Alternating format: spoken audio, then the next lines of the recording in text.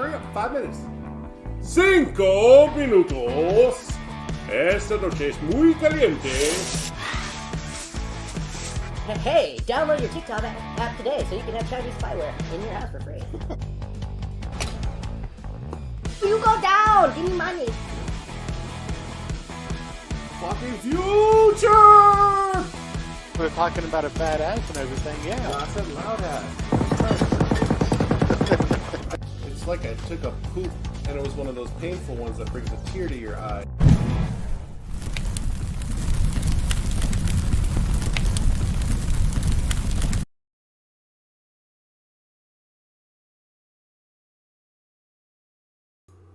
Oh, look at them little beans.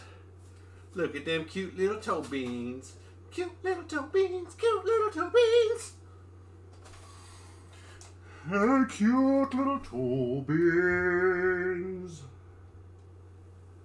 Look at that pretty girl. Maybe we'll just move the camera. Think that's what we'll do. What y'all think? This way? Yeah? Maybe? Alright, well, I'm going to grab something to drink. Want me to put some music on for you guys? Huh? A little bit of musica? What y'all want to listen to? Waffles? Big old bag of dicks? What up, Nico Rossi? How you doing? How you doing? You doing alright? Let's see. Music. Yo, DJ, spin that shit. Bricka, bricka, bricka. And people are like, what are you going to be listening to? I just background noise to have a little something.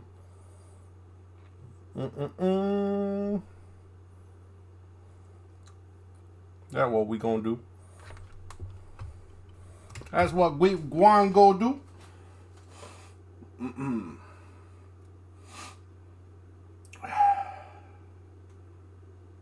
90s rave mix, no.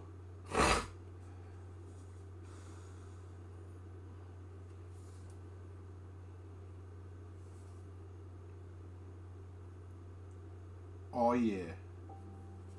Classical essentials. That's what I'm talking about. Alright, I gotta pour my drinks and we can have a couple sips, a little sit down, a little howdy ho, and all that goodness, and then we'll get to reading. Stay.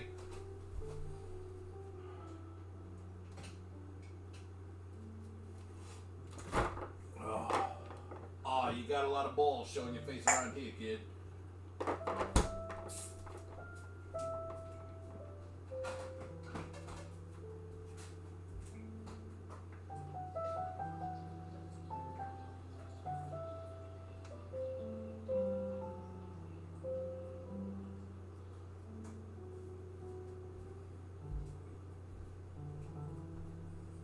And then we do the thing.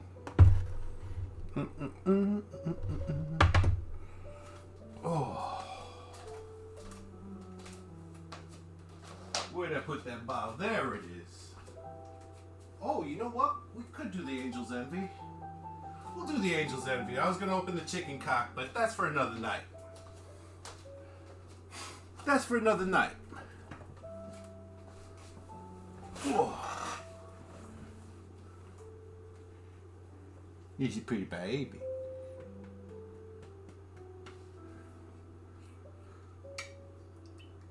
Tonight's stream was brought to you in part by Angel's Envy. Not true, but do like me some Kentucky straight bourbon.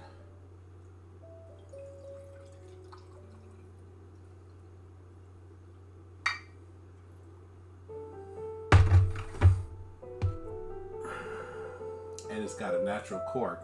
That would explain the price. It's got a real wood cork. It's going to cost a little bit of money.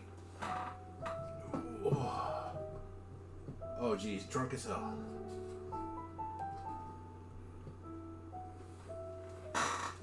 There we go. I'm in frame. The dog's in frame. Yes, you little pretty baby. Oh, thank you. You gonna lay down? Like a good girl? Of course you will. She just lays any which way she wants because Earthquake, all girl. Let me tell you that So this morning I'm driving to Montgomery to do some lab work over at the VA, and I saw the biggest wreck we've had this year, I think, happen in live action in the opposing lane, but thank goodness for that. Am I shaking the camera? Not the second, no. Oh, I was moving the camera. I was adjusting the tripod and all that goodness. No, there's a big wreck, fireball and everything. There's damage to a bridge. I saw cars spinning out. It was like camping because it was intense. It was like a Michael Bay feature. Oh, more camera shaking. Here, how's that? Like that?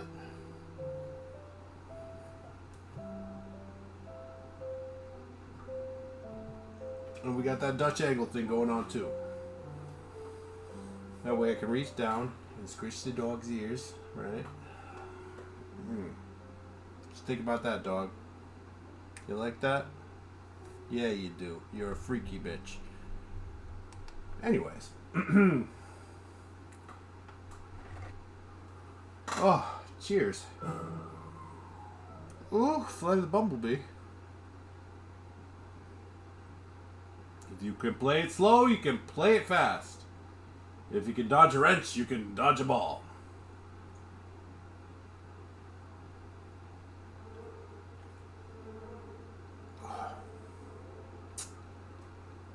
Books and brain? I don't know about books and brain.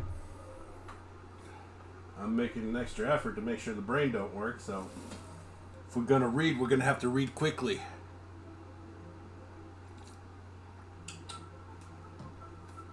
See, here's all you need to know about me in a nutshell. This is my personality summed up. Yep. There you go. Now you know. And knowing's half the battle. Am I out of filters?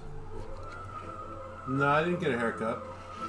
It might be the angle. I don't know. Nah, I'm overdue for a haircut. Somebody apparently doesn't like my undercut, so we're going to a place to do the thing. Look at that pretty girl. Oh, yes. He hates scritches. Oh, yeah. I mean, we could just do this. I could just pet the dog and ramble on about nonsense, but I feel like there's a book to get to at some point. Oh, yeah, scratches. Who getting scratches? No. I got none of them cut. I'm looking a little hobo-esque, and that's okay. Stay. What am I missing? I was gonna get the thing. Yeah, filters. Filters! You filter fish.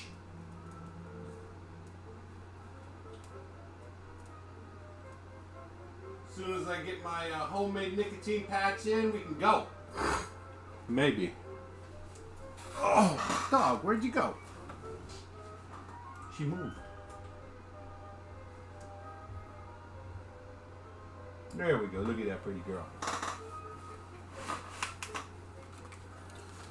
Anyways, not everybody's fortunate enough to have a pretty baby next to them. So, you know what? I'm sharing mine with you guys. Because that's how I do. I'm generous like that. You can see her. And when you see her, you can pet her. But no, she's coming home with me. Ain't that right, doggo? And she seems so thrilled at the prospect of going home with me. Too late, you're here now. You're mine forever. That's what happens. If it goes in my refrigerator, it's mine. You have a finite amount of time to fetch your food and or drink products that you leave here. Now, mind you, if I don't like those food or drink products, I'll keep it for years. That's just how I operate.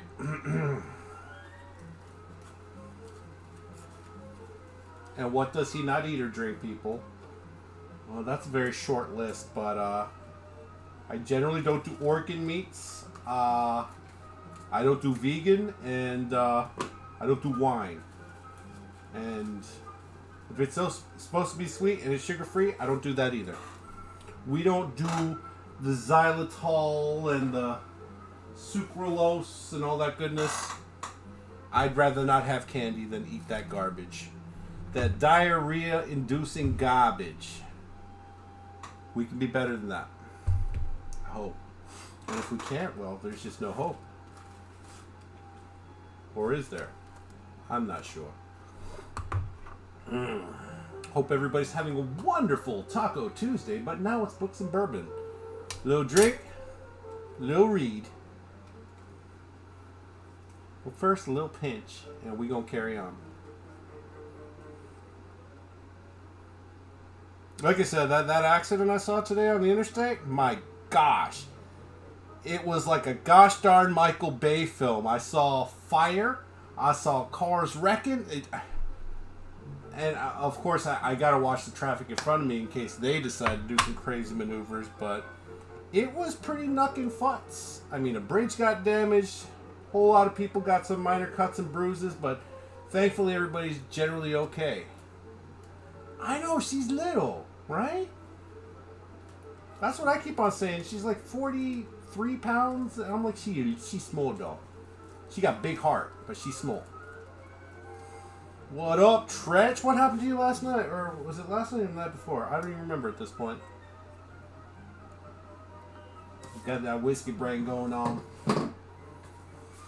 So we're continuing reading Killing the Legends by Bill O'Reilly and Martin Duggard. It's true, but I saw a real train wreck this morning, probably around like 7:30, on my way to Montgomery. I mean, like I said, there was a literal fireball, almost the size of a full-size pickup truck, and cars spitting out. It was knuckin' futz. I'm just glad it was in the opposite lane, but it ended up damaging a bridge, and a bunch of people got hurt, but nobody got hurt too severely. Like, it's changed the flow of traffic of the city of Montgomery, which is the capital city. I'm just saying, it's kind of a big deal. Yeah, I'm glad I'm safe too, because I mean, who else would take care of this demon-eyed monster? Look at them eyes. Look at them eyes.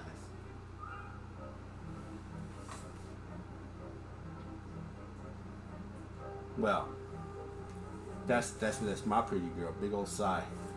Big old sigh, right? I know people tune in to see the dog. I'm okay with that. Tune in to see the dog. Ask questions about her through me, and I'll answer them as best I can. Yeah, she a good girl, but she spent most of the day locked up in her kennel at my house and her kennel at my SO's house. She is a very pretty girl, but she's got very strong RBF, and I've only had her for about, I want to say about 10 months, 11 months almost. And there are times where I still question if, is she going to eat my face? Like, what's going on? Oh, that's just her face. Right. Can't win for losing with that one. Resting bitch face. You don't know what RBF is?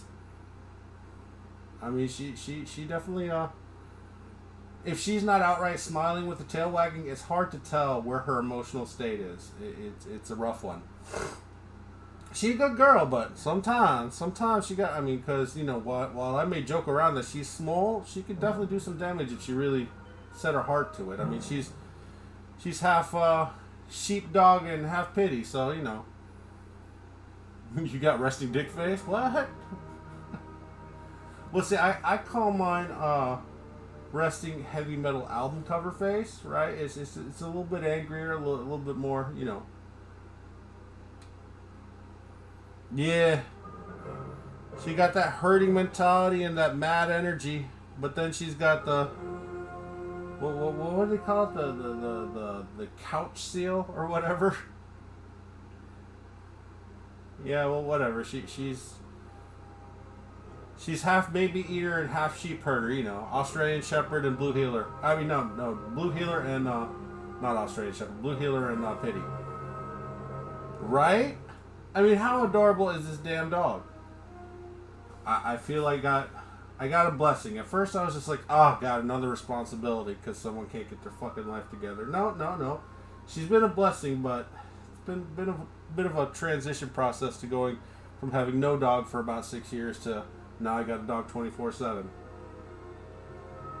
I mean, honestly, if it wouldn't have just fallen in my lap, and yes, I'm the one who had to say yes, but at the same time, I was expecting to have her for a month. Not the rest of her daggum life. And that's okay, though. She's grown on me. I've grown on her. We're best of buds now. She's my shotgun buddy. Yeah. She loves riding in that truck. She'll like put her chin on the center console and her neck will be at an awkward angle so she's breathing real heavy whether she's sleeping or not. Hilarious. Like, she's really good for long road trips. She's terrible for conversation, but she's good if you just want a physical warm body close by. Good friend. Good friend. She's my good friend.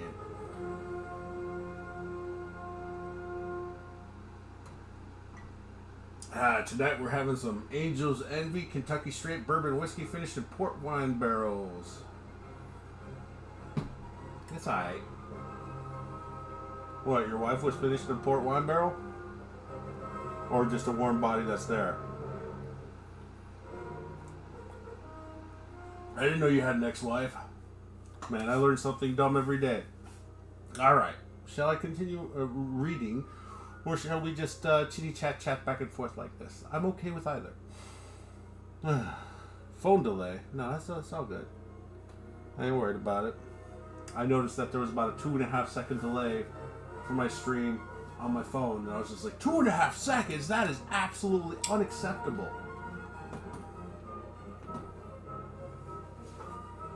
Right? No. That's perfectly fine. It is acceptable. I was just like, we've talked about a lot of things in a short amount of time, and you never mentioned being married. Like, I'm married. I think my wife's up in Kentucky somewhere, but it's whatever. What's marriage? What's marriage? Just a piece of paper. No, that one was crazy, and I met her during my partying days, so. Look, she was short, she had big titties, and she knew how to mix a drink. I mean, who's to say no to that? Use your better judgment. My prefrontal cortex wasn't even developed when we got married. Oh man, squirt! Wait, hold on. I got some too. There we go. Boop. Stably Puff! I choose you! It's all good, man. Don't worry about it.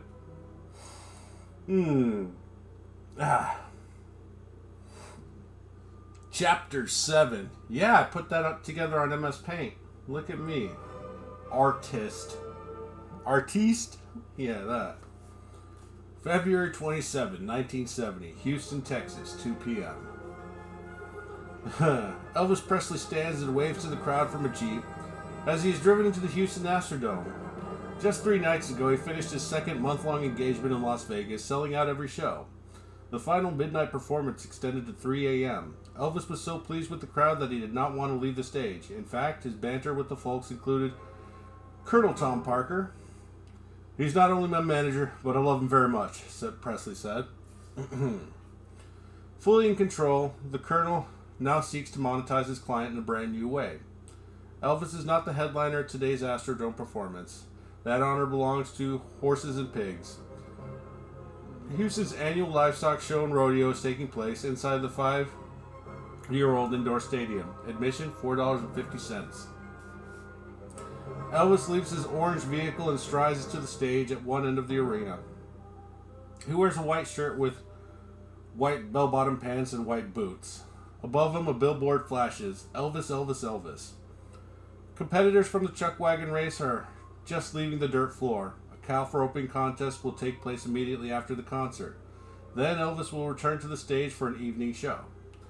Despite the low cost of admission, little more than 16,000 people fill the seats, an appallingly low figure for a venue that seats more than 44,000.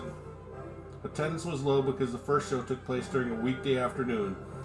Also, marketing was weak and people were confused that Elvis Presley would be in a rodeo. Well, I mean, okay. The TCB band waits on the rotating stage. The Sweet Inspirations stand behind him, ready to sing backup vocals. Event organizers tried to ban the 4 black women from the concert, but Elvis made it known that he would not perform in Houston if they were not on stage. Shame on you, Houston. Houston's a different shade nowadays, ain't it? Voting plantation. Man, it doesn't say that in the book. I said that of my own volition. Say what you want. It ain't untrue.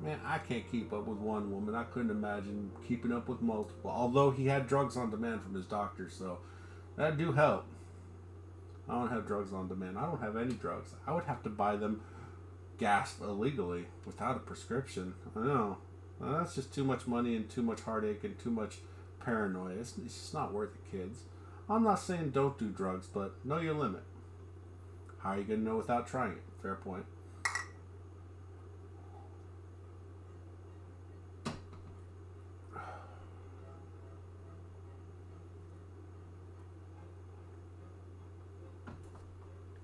Awkward silence, he said.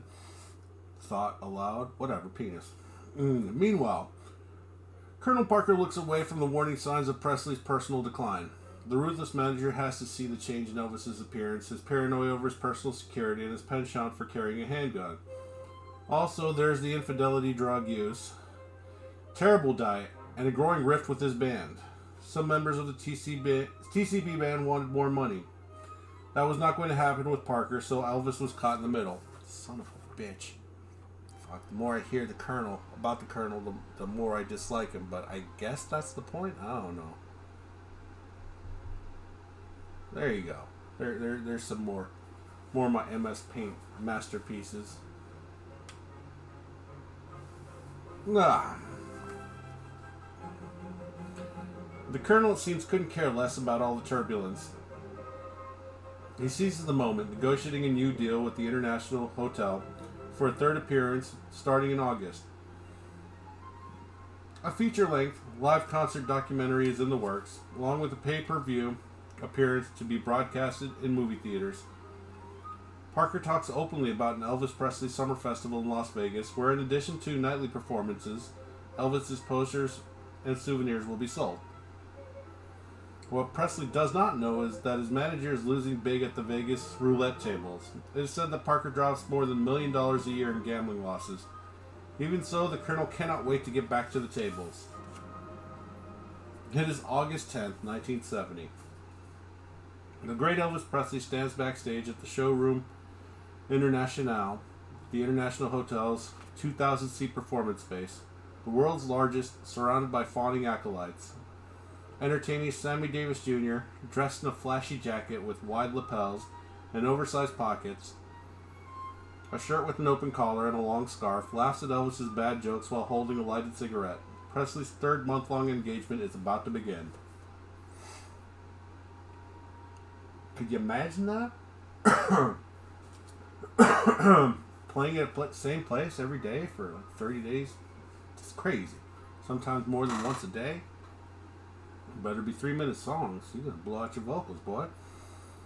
He now wears jumpsuits on stage for greater ease of movement. Recently, he split his trousers a few times, forcing the TCB band to cover for him as he left the stage to get new ones. Presley also now wears long sideburns and bangs almost down to his eyes. To some, it is a bizarre look. But Elvis is still Elvis. Joe Guercio, the newly hired arranger for the international shows, has sparred with Presley during rehearsals. Guercio does not like some of the King's music, but opening night proves the arranger wrong, and he admits it.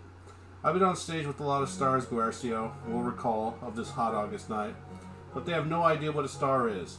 If you want to talk about going out and grabbing people, Elvis Presley was a happening, and what he had going will never be again. Alright, I can give you that one.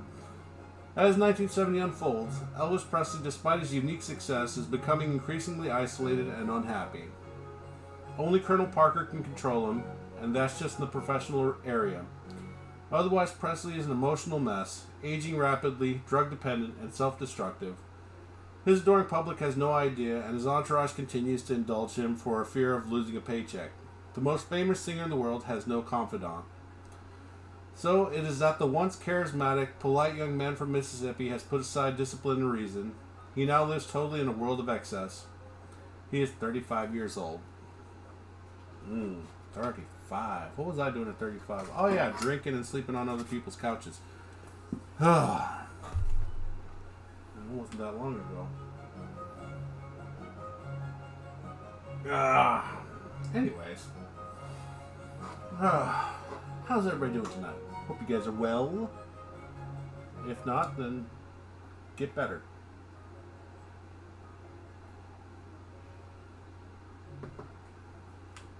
Oh, whiskey.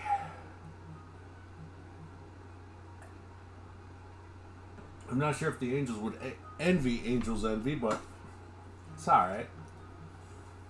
Maybe the fact that it was finished in port wine barrels, and I don't do wine. But it was such a pretty bottle. I mean, who could say no? Look at that. It's pretty. See, it's got wings. It's got wings! And it's clear, and you can see the wings through the backside. Anyways. Maybe you couldn't see it because of the tiny camera, but... Sorry. Ain't that right, dog? Sorry. Chapter 8. September 21, 1970, Memphis, Tennessee, 1 p.m. Elvis Presley may be ill.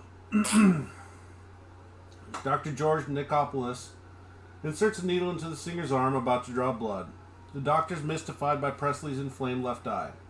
Yet the swollen orb is not the only ailment concerning Dr. Nick since his arrival here at Graceland today. The personal physician is not taking any chances. Nicopolis believes something else lurks beneath the surface. The king complains frequently about headaches. Dr. Nick first saw Elvis in 1965, but he became his regular doctor on February 27, 1967. Elvis was 31 years old. The singer was suffering from saddle sores on his legs and backside from too much time on horseback at his Circle G ranch outside Memphis. Having treated Elvis these past few years, the doctor has a baseline for the singer's fitness. The only maladies Elvis presented at that time were back pain, insomnia, and vertigo brought on by an ear infection. But Clambake changed everything. To Dr. Nicopolis, the injury sustained by Presley when he tripped and hit his head on a porcelain bathtub at his Beverly Hills home somehow changed the singer's mental and physical health. Elvis was knocked out cold. When he eventually revived, he began cursing, and a golf ball-sized lump swelled from his forehead. The next day, he was so despondent from the head injury that it was decided he should return to Graceland to heal. There, Elvis began phoning a Memphis DJ to request Tom Jones's green grass of home. He also claimed to see his dead mother standing at his bedside. Well, that's not creepy at all. It's fine. It's fine. What do you think, dog? Yeah, that's what I thought. At the time of Presley's fall, Dr. Nicopolis diagnosed post-concussion syndrome. Symptoms include headache, dizziness, and problems with concentration. Elvis was also known to have suffered traumatic blows to the head several times in the 1950s during his Army service. Those occurred during fistfights and in a roller skating accident. Don't you hate that when you have roller skating accidents? Stupid coconut. Presley stayed off the Clambake set for 2 weeks. Erratic and impulsive behavior is another after effect of a hard blow to the head, both of which Elvis had displayed since the fall.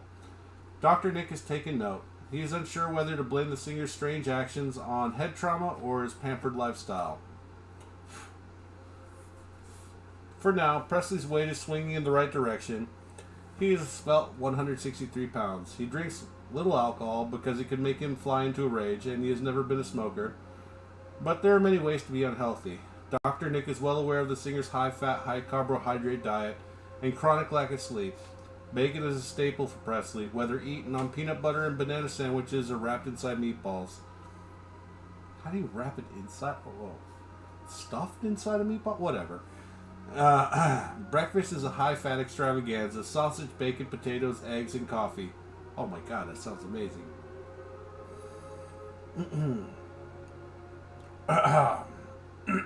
Soda is Presley's drink of choice, whether Pepsi, Nesbitt's Orange, or Shasta Black Cherry.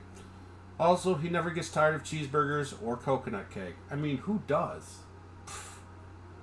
At some point, an adult is going to have to step in and make an intervention. But in the meantime, what? Just say yes. Say yes to the dress. Eat the cake. He's eaten this way for almost 20 years. And there are the narcotics. As a man writing prescriptions, Nicopolis is well aware of the king's pharmacological consumption. So Dr. Nick is conducting a complete analysis of Presley's physical fitness. Blood panel, liver function tests, urinalysis, and even a venereal disease test focused specifically on syphilis. The results came back negative. Dr. Nick doesn't accept them. Something is wrong with Elvis. The physician knows it. It has been 1 week since Elvis returned from his first national tour in 13 years. The Colonel is again changing the way Presley brings in revenue. First it was movies, then the extended runs in Las Vegas, and next big venues like the Astrodome. Now Parker wants Elvis hitting the road again, playing a different town every night like other rock stars. The small concert venues of the 1950s have been replaced by convention centers and arenas capable of seating more than 10,000 fans, and the Colonel wants to cash in. The first cities booked were Phoenix, St. Louis, Detroit, Miami, Tampa, and then closing night in Mobile, Alabama. Ticket prices were $10, $7.50, and $5. The average Presley show brings in $75,000 after expenses, about $450,000 in today's dollars. The Colonel has already booked a second tour for November. Oakland, Portland, Seattle, San Francisco, 2 shows at the LA Forum, San Diego, Oklahoma City, and closing night at the Denver Coliseum. If all goes smoothly, Parker envisions Elvis touring in this manner for years to come. The experiment begins on September 8th. Time and money weigh heavily on Parker's mind, so he makes drastic changes to the typical Elvis performance. There are no pre-show press conferences. The Colonel believes the singer needs to save his energy for the show. There are also no free tickets for the press, as in the past. Writers and photographers have to purchase theirs from the box office just like any other audience member. Rather than pay for an entire 15-piece orchestra to travel with Elvis, Parker hires local musicians. The Sweet Inspirations will still provide female backup vocals, but the Imperials will not be included this time. Ooh. Man, you're making the press pay for their own tickets? That's selfish, man. Well, what kind of savings? At $10 a ticket is like $100? 10 members of the press, maybe? Ridiculous, Colonel Tom Parker. Ridiculous. What do you think, Roxy? Is that ridiculous? She thinks it's ridiculous. For sure.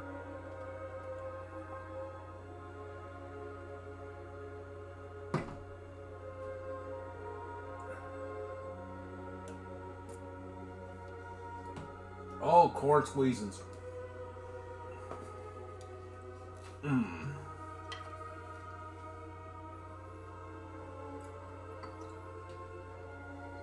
Uh-oh, somebody done drank all my whiskey. What the hell's that all about, eh? Are we Canadian now? Maybe.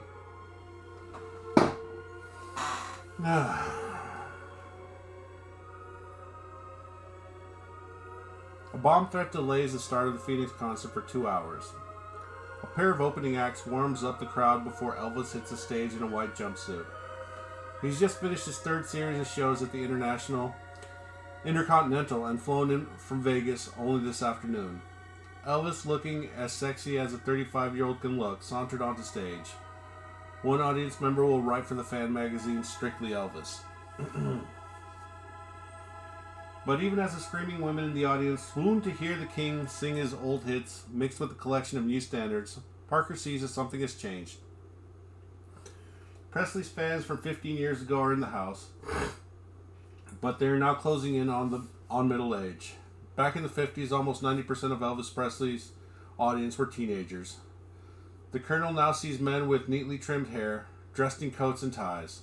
Women in their 30s and early 40s wearing nice dresses and salon-style coiffes. And yet, Elvis is such a cultural phenomenon that half the crowd in Phoenix definitely compromises teenagers. And the girls among them scream for Elvis even louder than the grown women. No other act in rock and roll has yet reached across generations like this. I can't think of any. Not one that's toured for that long. Anybody? Anybody got anything? I swear to God, if you say share, you might be right. But share's been hijacked. The sound system is horrible. Elvis and the band can't hear one another. And the late start brought on by the bomb threat does not help the energy level. But Elvis knows his audience. One particularly vocal teenage girl is publicly rewarded for her enthusiasm. The king throws her one of the 7 green scarves he wore onto the stage tonight. The crowd roars their approval.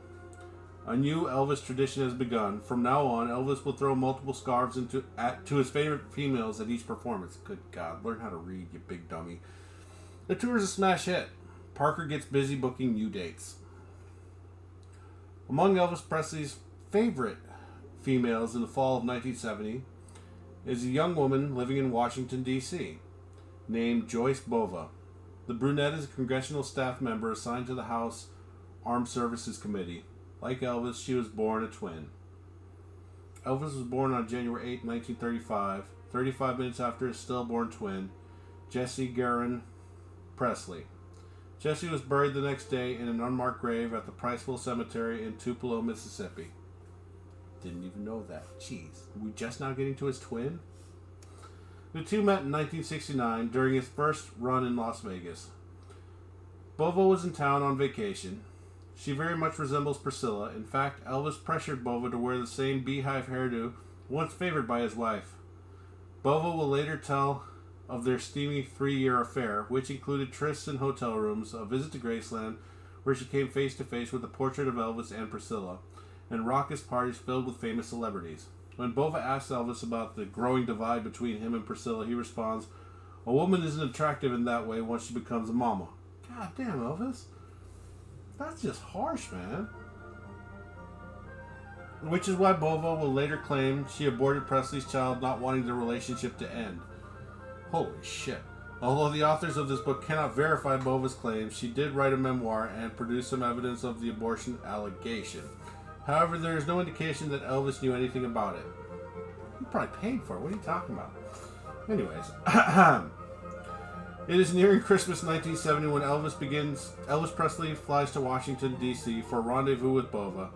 The trip is impulsive, the sort of behavior Dr. Nick has been monitoring. In fact, the physician's diagnosis is correct. A condition brought on by head trauma is causing swelling throughout Presley's body, attacking each organ, including the brain. But in 1970, autoimmune inflammatory disease is still a set of symptoms with no name. Well, I just heard it and... What?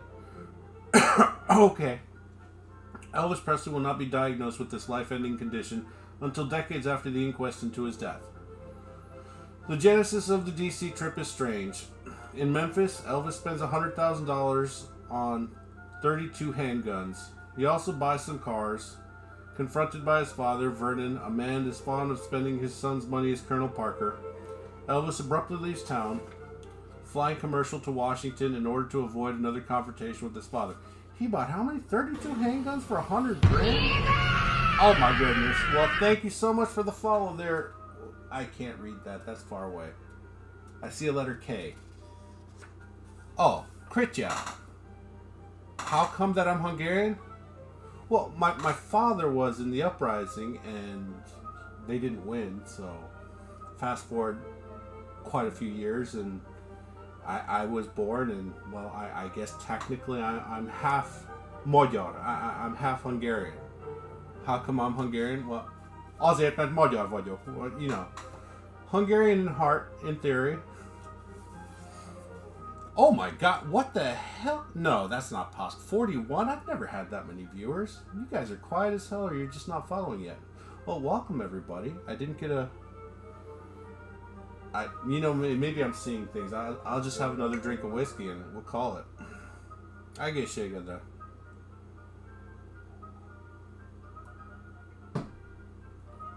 Oh, I got the Vilmos around here somewhere. Oh. I guess I'm Hungarian because my father's Hungarian. Isn't that how it works? I think so. Oh. One moment. There's my passport right there. Egy kis Vilmos. Körte pálinka. Good stuff. It's a little bit too sweet for me though. Anyways, we'll continue reading. Welcome everybody, you silent wonders. I appreciate the silent support and Tuesday nights is Books and Bourbon. We read a book. Right now we're reading Killing the Legends, and this current chapter is covering Elvis. Where were we? Oh, I was contemplating $100,000 for 32 handguns. Even by today's standards, that's a lot of damn money for 32 handguns. I mean, my most expensive handguns are around $1,500 each, not including accessories. But 3,200 or 32 for 100,000 back in 1970? That is knuckin' futz, y'all. Anyways, where were we? Cheers and welcome everybody. I'm going to continue reading, and for those of you that are Hungarian, Szevasztok, welcome to the stream and all that jazz. And the dog says hi. Hi, hi, hi. Anyways, where were we? After visiting with Bova, Elvis then flies to his Los Angeles home. Over the years, Presley has built a collection of handguns and police badges. He travels with them during these impulsive adventures, believing they offer power against anyone who would question him on his drug use. Okay, well that makes sense. While examining his badges, Elvis decides that one is missing. The one for the Bureau of Narcotics and Dangerous Drugs. The narc badge represents some kind of ultimate power to him, Priscilla will write in her memoir. With the federal narcotics badge, he could legally enter any country, both wearing guns and carrying any drugs he wished. I was thinking about that because, he was deputized as a federal agent by Nixon at some point, and, I was just like, wow, I need an unofficial federal badge so I can travel armed and with drugs or whatever. I don't do drugs. No, I don't. I mean alcohol and caffeine and sugar. Those are my drugs of choice. Nicotine. But that's it. No more. The singer then decides to fly back to Washington. On the midnight red-eye flight, he puts pen to paper, the intended recipient of his letter, the President of the United States, Richard Nixon. Sir, I can and will be of any service that I can to help the country out, Presley writes. He tells the president about his hope to receive a federal agent's shield and then informs Nixon that he will be staying at the Washington Hotel under the alias Joe Burrows. That's funny, I just mentioned Nixon and we hadn't even gotten to that. Waffles. I'll be here for as long as it takes to get the credentials of a federal agent. It is 6:30 a.m. when Elvis's letter is left with the White House guard. The temperature is just above freezing and the forecast calls for wind, rain, and snow. The 6-page note on American Airlines letterhead is the property of Richard Nixon Presidential Library and Museum in Yorba Linda, California. The king doesn't have long to wait. The call to his hotel room from the White House offers him the chance to meet Nixon at noon. Elvis and his small entourage arrive on time. The singer plans to present Nixon with the gift of a .45 caliber pistol, but the weapon is immediately confiscated by the Secret Service. President Nixon has expressed an interest in meeting some bright young people outside of the government. He feels that Elvis Presley might be just such an individual, to which top aide H.R. Haldeman responded in a note written across the top of the memo, "You have got to be kidding." Well, I don't know what just happened, but that temporary spike in viewers it gave me goosebumps, guys. Elvis enters the Oval Office wearing a purple jumpsuit, a gold belt buckle, and amber sunglasses. His black hair, which he dyes every 2 weeks, is worn down to his neck and swept off his forehead. He shakes hands with the president, the two pose for a picture, and Ernest Presley tells Nixon of his need of a narcotics badge, adding that the Beatles, in particular, are a subversive force in American life. Their open drug use is a form of anti-American protest. Elvis talks of communist brainwashing and the use of marijuana. He talks of being accepted by hippies and Black Panther radicals alike and says he is happy to go undercover to help Nixon. "I'm on your side," Elvis sincerely informs the president. Nixon turns to an aide. "Can we get him a badge?" Excited, Elvis spontaneously throws his left arm around the President of the United States and wraps him in a hug. The meeting lasted for 35 minutes, and because the press loathed Nixon and would make a mockery of a conversation with Presley, was kept secret. The story did not come out until January 27, 1972, when Jack Anderson broke it for the Washington Post. For the next 2 years, until 1973, Elvis Presley will earn a living just as many rock stars do.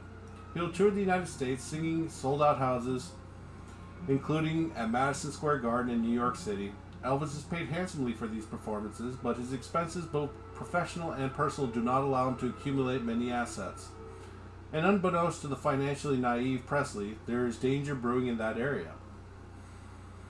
Elvis will also meet with future President Jimmy Carter backstage at the Omni Arena in Atlanta, while Carter is still governor of Georgia. The date is June 30th, 1973. In 1977, when Carter is president, Presley will phone the White House late one night and inquire about a criminal pardon for a friend. Of note, Jimmy Carter and Elvis Presley are distant cousins. Well, that's interesting. The Matrix is real, guys. Well, I hope everybody's having a good night. Mine's pretty good. I witnessed a massive accident this morning. I had a big breakfast at IHOP. Life is good, man. I'm not complaining. Cheers.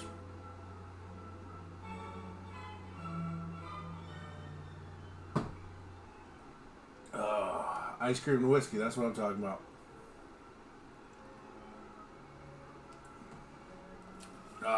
Chapter 9. January 14th, 1973, Honolulu, Hawaii, 12:30 a.m. The show is about to go on, but all is not well. The 2001 A Space Odyssey theme plays as the lights go down, and the King takes the stage for his first concert broadcast outside the United States. The Honolulu International Center is filled with screaming fans. Elvis wears a special white jumpsuit with an image of an American bald eagle on both front and back of the garment. A heavy waist-length cape decorated with 6,500 precious stones is draped over his shoulders. That's not Elvis, that's Super Elvis. He's got a cape. No capes! The show's late hour was chosen specially so the performance could air during prime time in Asia, where it is being broadcast live. That explains the 12:30 a.m. showing, but okay, cool. Aloha from Hawaii via satellite has Presley excited. Once again, he got himself into top shape. His standard regimen of karate, protein shakes, and diet pills worked off 25 pounds in just 1 month. Diet pills. I mean, basically diet pills back in the 70s were amphetamine. So, yeah, you're doing that meth, you'll lose the weight. You're exercising on top of that? Good on you, kid. The King and Colonel Parker will split $900,000 payday, about $5.85 million today. Money Parker now desperately needs. The Colonel is a regular at the Las Vegas gambling tables, somehow losing more than $100,000 a night, about $620,000 today. Over the years, he has gone deeply in debt, and only Elvis can save him. British promoters are dangling an offer of 6 shows for $500,000, $3.1 million, in London, but Parker continues to ignore opportunities for Elvis to tour outside the United States. He tells the singer that European arenas are too small to satisfy his many fans. Once again, Parker's status as an illegal alien without a U.S. passport continues to affect when and where Elvis Presley performs. How do you go to the Bahamas, though, where they were trapped by a hurricane for a whole month? That's a long hurricane. Or the whole time they were there. They didn't specify how long they were there, but hurricane 1 to 3 days max?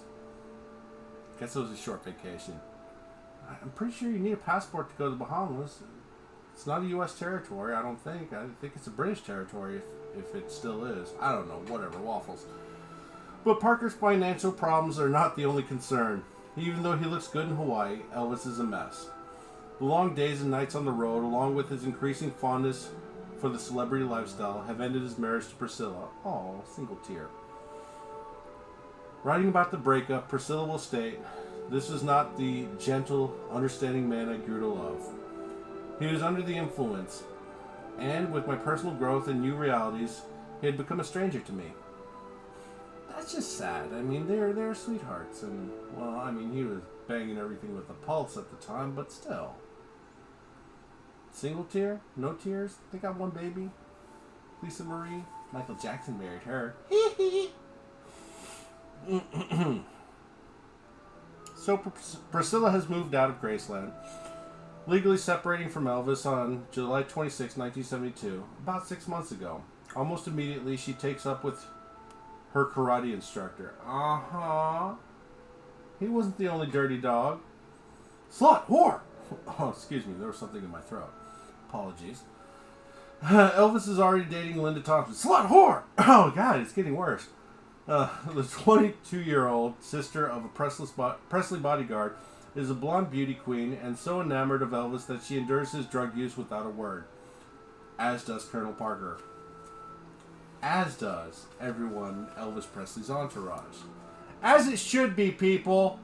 I'm the one making sure everybody gets paid. You let me do my drugs in peace. I'm just kidding. No, don't be that person. Even if you lose your job, if you care about that person, check up on them. Wish them the best. And sometimes you just gotta move on. But if they're your true friend, they'll come back to you eventually if they don't die on the toilet like Elvis. Whatever. Elvis Presley has never been a financial wizard. He lives from day to day, has no investment portfolio, and doesn't pay much attention to what his manager is doing. This will prove extremely harmful to the singer. Also, Presley is not tuned in to what is happening in the country. 1973 is a defining year in the history of rock and roll with new acts, Pink Floyd, David Bowie, the Eagles, and Bruce Springsteen, once again changing the world of music.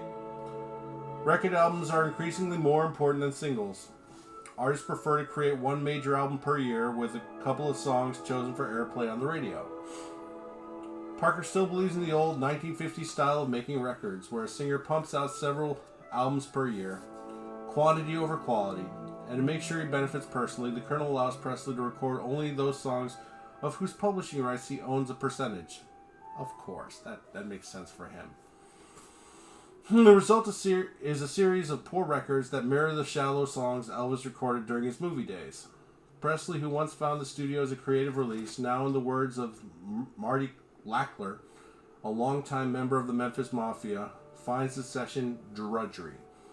Colonel Parker bought songs directly from musical people he knew. He usually paid cash, thereby controlling what happened to the song after Presley recorded it. Aloha from Hawaii promises a chance to once again elevate Elvis's career. However, when announcing the show, Presley slurred his words and his eyes appeared glazed during the press conference. To be fair, Presley was rightfully exhausted after yet another month-long run in Las Vegas.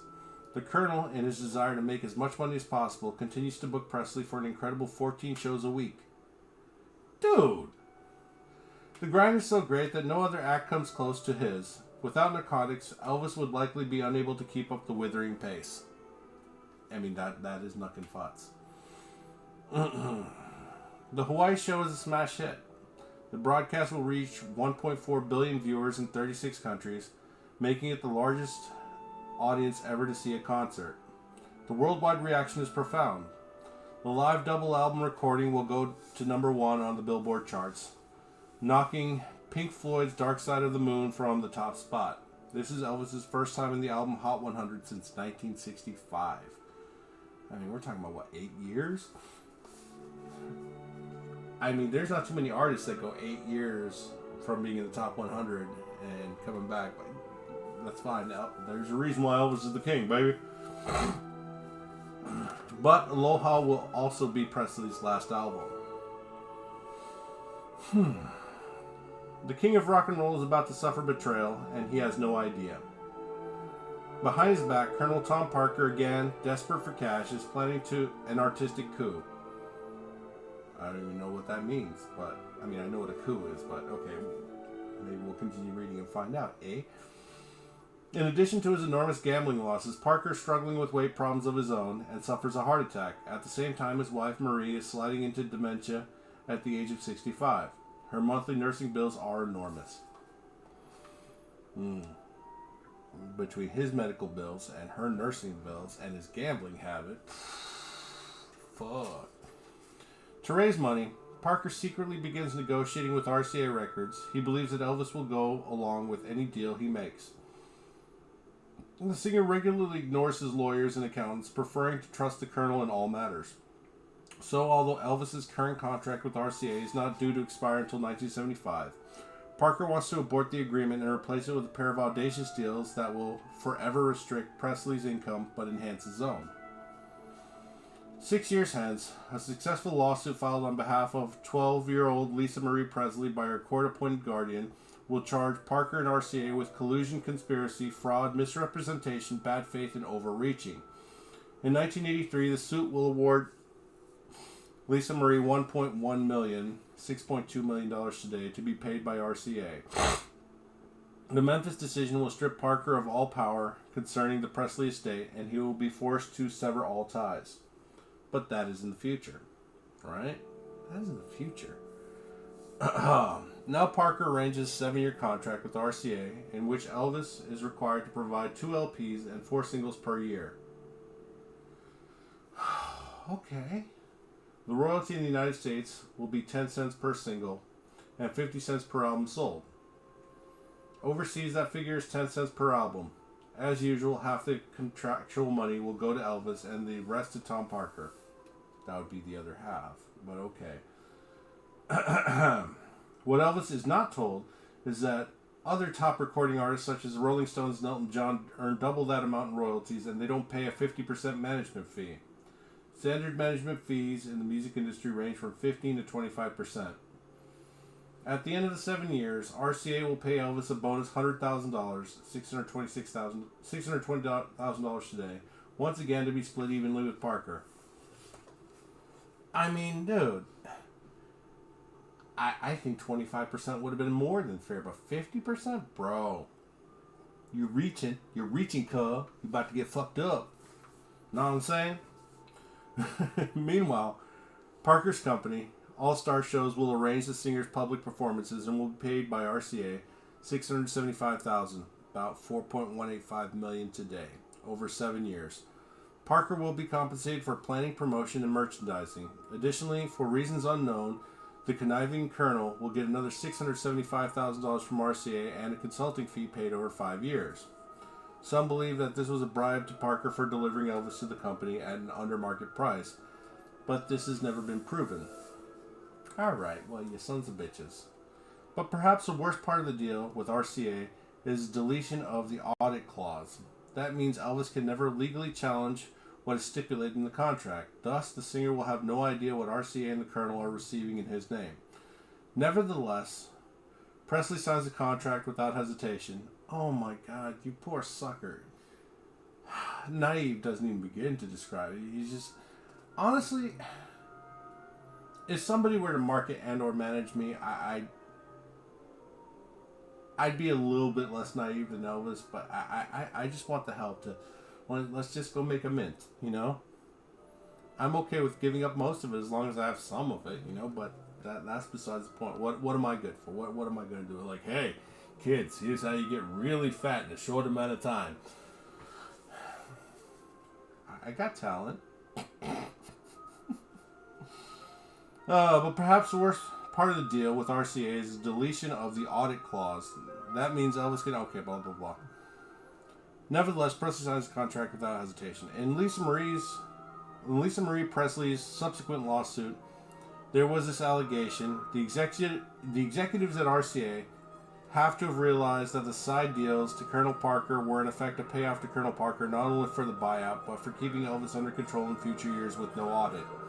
RCA realized that after these agreements were executed, it had carte blanche to do whatever it wanted, knowing it would never have to account to Elvis. The words are starting to get a little bit blurry, but that's okay. I appreciate the two of you staying here with me. Thank you. The lawsuit goes on to say the following. Elvis Presley did not have the mental capacity to evaluate carefully any of the agreements he signed, acknowledged, or approved. Colonel Parker had to have been aware of Elvis's mental and physical deterioration. He made the conscious decision to make as much money as he could from Elvis before his inevitable premature death. Court documents will also note that Parker had a separate side deal with the Hilton Hotel. He would be given a year-round suite, food and beverages for his home in Palm Springs, and free transportation back and forth to Las Vegas. All this in exchange for Elvis appearing on stage at the Hilton for $130,000 per day, about $780,000 today, a figure already surpassed by acts of far less commercial value, the court filings add.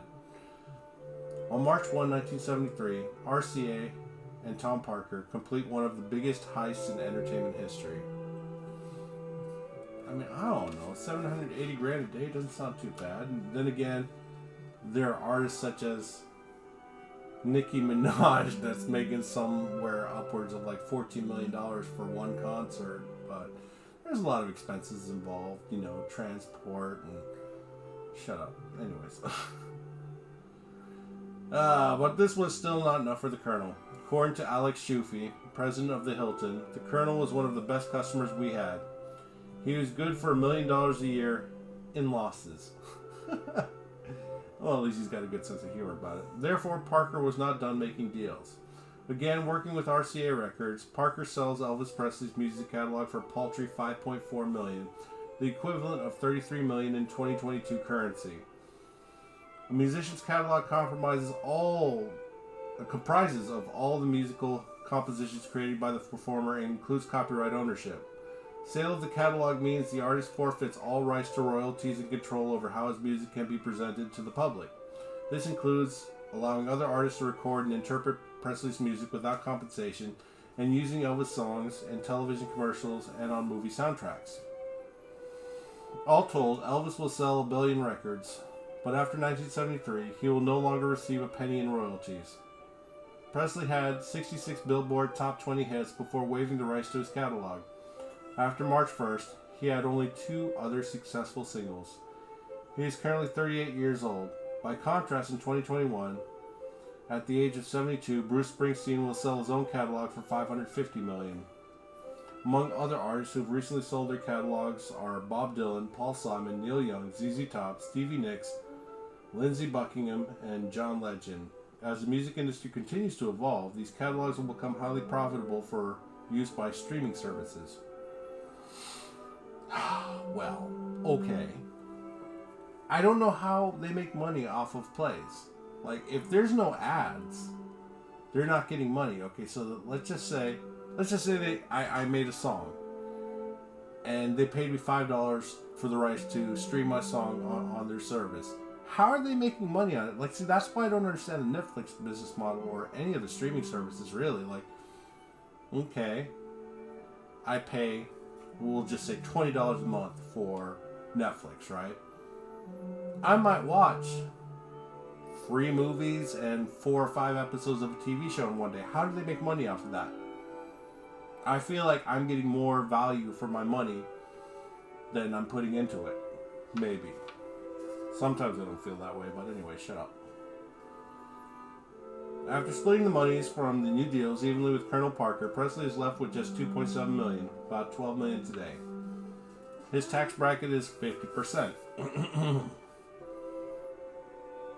Combining management fees and taxes, Elvis is left with just $1.25 million, $6.3 million today. Priscilla will receive about half that when the divorce becomes final in October, plus thousands more a month in spousal support. Oh, that's some fucking bullshit. You need spousal support on top of that. Fuck off. I'm sorry, I feel a particular way about that shit. Obviously, this is one of the worst deals in music history, but once again, Elvis Presley signs on the dotted line. Like it or much. 2 months later, despondent Elvis appears on stage at the Sahara Casino in Lake Tahoe. He's gained back the weight lost for Aloha and added 5 pounds more. Elvis Presley's neither looking nor sounding good, reports Variety. Some 30 pounds overweight, he's puffy, white-faced, and blinking against the light. Oh shit, what would they say about my fat ass? Oh, look at this big man cow of a human. The bull is on stage, but he has no horns.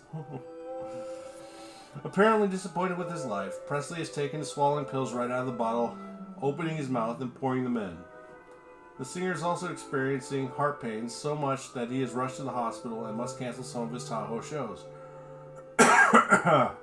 His personal physician, George Nicopolis, will state that Presley's bowel movements are becoming affected and that he is impotent. While on tour, Presley pays the doctor $800 a day to write prescriptions. When Nicopolis is unavailable, Elvis pays other physicians up to $1,000 a day to ensure the flow of narcotics. Alright. That's a lot of fucking money. In a bizarre twist, Nicopolis has taken to dressing like Elvis, wearing rings and bracelets and unbuttoning his shirts to the middle of his chest. He frequently dons a gold medallion, a gift from Presley that marks Dr. Nick as a member of the Memphis Mafia. Upon Elvis's return to Graceland after his hospitalization in Nevada, 5-year-old Lisa Marie watches in alarm as her father ingests yet another mouthful of pills. Elvis and Priscilla share joint custody of their daughter. Unlike his ex-wife, who can be a strict disciplinarian, the singer indulges Lisa Marie's every whim. The two often stay up until 3 in the morning, watching television and playing records.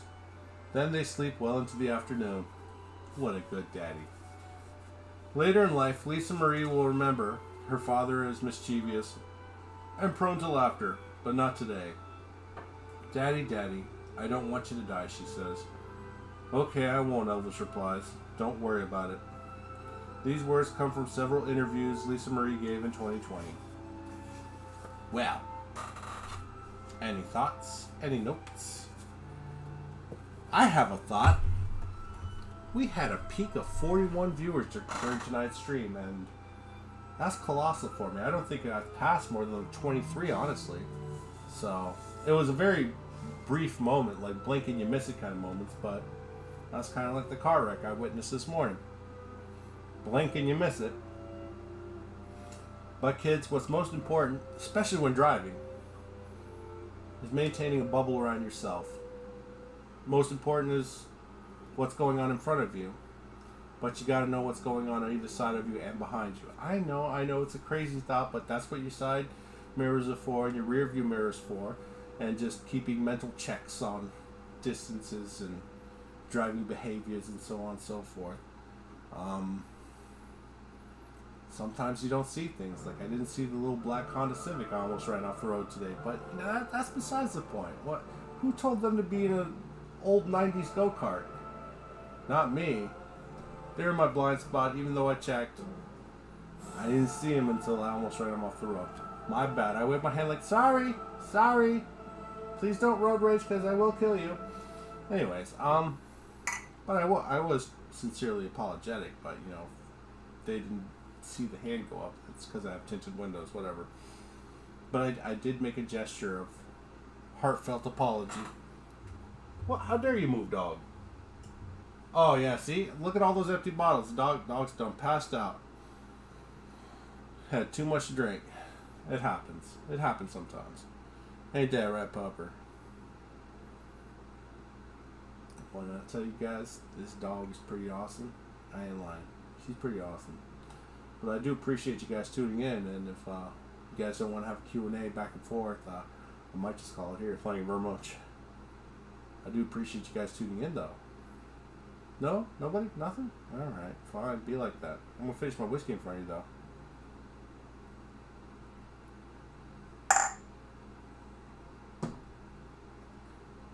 Ooh, buddy, that's whiskey right there. Why is it so spicy?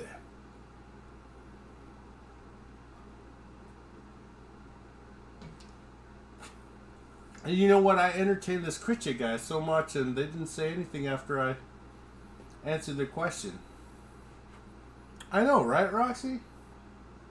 She's doing the crossover pauses. Toe beans. Anyways, thanks so much for tuning in, guys. If you don't want to chat, that's cool. I'll be back on tomorrow night with some Bobby Ross Wednesday. I'm working on some t-shirts right now, and hopefully you'll tune back in for that around 8:30, 9 o'clock Central. And if you don't, well, I'll be sad, but I'll be busy working, so I won't notice too much. Anyways, thanks so much for tuning in, guys. Love y'all. And, yeah, see you tomorrow, 8:30, 9 o'clock Central. Deuces.